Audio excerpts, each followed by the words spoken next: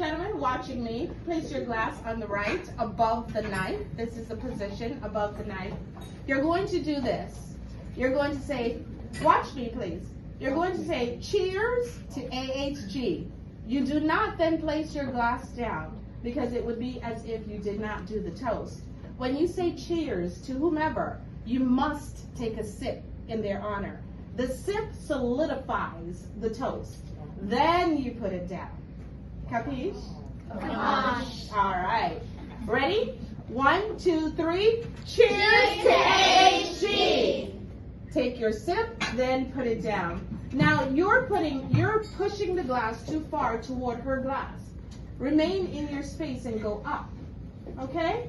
That's very important because what's happening is it is as if you're attempting to clink her glass. Yeah, clinker. Yeah, you're attempting to clink her. All right? So we don't want to do that. All right? Just keep that in mind. Stay in your space. Very important.